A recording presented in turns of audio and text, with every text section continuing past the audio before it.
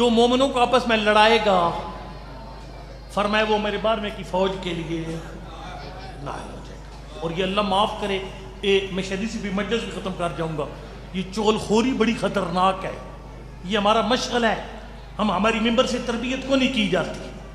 ہم آتے ہیں نکتے شکتے لگائے اور آپ کو انٹرٹین کر کے، وہ ملک جا حسین صاحب کہتے ہیں کہ زیادہ مجلس ذہنی عیاشی بن چکی ہے، انٹرٹین کر کے چلے جاتے ہیں. خطرناک. ہمیں تربیت کرنی ہے لوگوں کی، توجہ لوگوں کی توجہ میری طرف جان. نہیں فرنٹ سیٹ پہ نہیں فرنٹ سیٹ پہ ادھر دیکھیں، ادھر میری طرف. میں مدرسے کا استاد ہوں. سرکار نے فرمایا یہ خطرناک ہے، یہ چغل خوری خطرناک ہے، لگائی بجھائی خطرناک ہے. میں نے مدنی صاحب کے خلاف کوئی بات کی بیٹھک پر اور آپ نے آ کر ان کو بتا دو. تین طرح ہماری روایات ہیں، وصل شیعہ میں روایت ہے، تین بندے بھلے کعبے جا کر مار جائیں نہ جنت نہیں جائے گے. ایک عاق الوالدین، ایک فرمایا دیوس، تیسرا فرمایا نمام. یعنی ایک بندہ جس کی غیرت نہیں ہے وہ بھی جنت نہیں جائے گا. دوسرا بندہ فرمایا ماں باپ کا نافرمان جنت نہیں جائے گا. تیسرا بندہ فرمایا چغل خور جنت. فرمایا جو مومنوں کو لڑائے گا میرے بارے کی فوج سے نااہل ہو جائے گا. وقت دوڑ رہے بھائی، آپ ہی گئے. میرے بارے کے لشکر کے لیے جو دوسرا گروہ نااہل ہوگا، فرمایا مطہرۃ قلوب من رجس الشقاق. فرمایا جو مومنوں میں لڑائی کی گندگی سے آلودہ ہوگی. مجلس پڑھتے تھے تو مومن لڑ پڑتے تھے. یوٹیوب بھری پڑی، آپ دیکھ سکتے ہیں. لڑانے والے کون ہیں اور جوڑنے والے کون ہیں، پتہ سارا ہے. آپ اچھا خیر ختم کروں بات کو. تیسرا فرمایا لینۃ ارائکہم للدین. میں نے بہت کچھ پڑھنا تھا لیکن وقت گزر گیا. فرمایا وہ بندے میرے بارے کی لشکر میں نااہل ہو جائیں گے جن کی روحیں احکام شریعت کے لیے نرم نہیں تھیں، جن کی جانیں شرعی احکام کے لیے نرم نہیں تھی. لینۃ ارائکہم للدین. نرم کا کیا مطلب ہے؟ یعنی ان کی جان اللہ کے دین کے احکام کو آرام سے قبول نہیں کرتی تھی. جو نہیں سمجھ آئی، یعنی وہ کہتے تھے شریعت بہت مشکل ہے. ابھی کون سمجھ آئی؟ اب بچے کی شادی ہوتی تھی پہ ڈھول باجا سارا کرتے تھے نا، تو پھر اس میں عورتیں مرد مکس بھی کر دیتے تھے، بے پردگی بھی کرتے تھے. کہ کریے ان پر دین سارے تمل اوکھا ہے.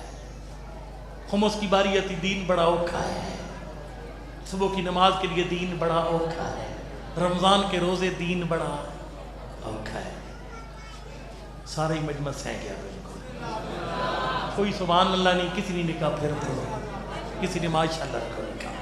چلو آپ کی اپنی مرضی، لیکن میرا کام، ہمارا کام ہے خالی پہنچانا. یعنی آپ امام زمان کو بتا نہیں سکیں گے. اب نہیں کہیں گے قبلہ 16 سفر کی مجلس تھی اور ایک عالم دین نے ہمیں کوئی نہیں بتایا کہ ہم امام زمان کی فوج کے لیے اہل کیسے ہو سکتے ہیں. اب حل بھی تو پیش کرنا چاہیے نا. حل بھی پیش کرنا چاہیے کہ اگر ظاہر ہے میں اور آپ ہم سب تقریباً ملتے جلتے، ہمیں دین کے کام بھاری لگتے ہیں، دین اوکھا لگتا ہے.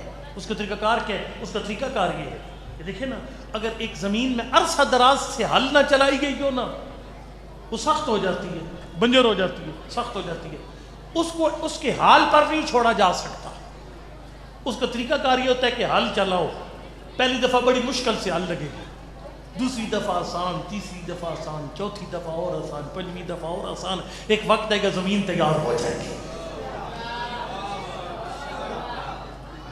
جو بندہ دین کے احکام پر عادی نہیں ہے عمل کرنے کا، نماز صبح کی نماز کے لیے اٹھنے کا عادی نہیں، وہ بھی یہاں قسم اٹھا کر جائے گا میں امام زمان کے ظہور کی خاطر صبح نماز کے لیے جاگوں گا.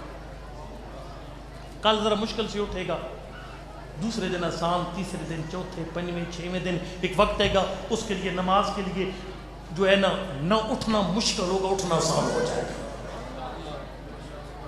ایتھن کوئی سمانا نہیں ہوگی. میں نے پتا ایتھے سارے علماء دوست بھی چپ کر جائیں گے اس جملے پر. خمس کے اوپر خمس نہیں دل کرتا نکال، اکثریت میں سے نکالتی کو نہیں ہے خمس.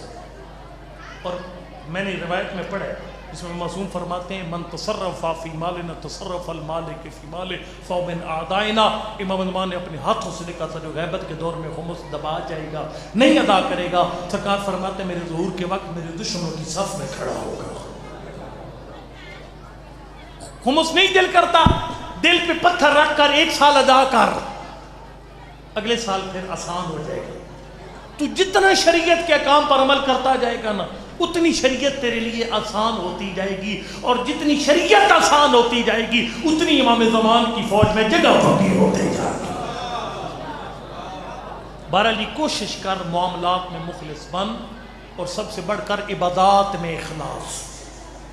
میں مجلس پڑھوں رضائے خدا کی خاطر, آپ سنیں رضائے خدا کی خاطر, لنگر رضائے خدا کی خاطر, ماتمداری رضائے خدا کی خاطر, نماز رضائے خدا کی خاطر. چونکہ جو بندہ ریاکار ہے وہ مخلص نہیں ہے, جو مخلص نہیں ہے اس کے امام زمان کی فوج میں جگہ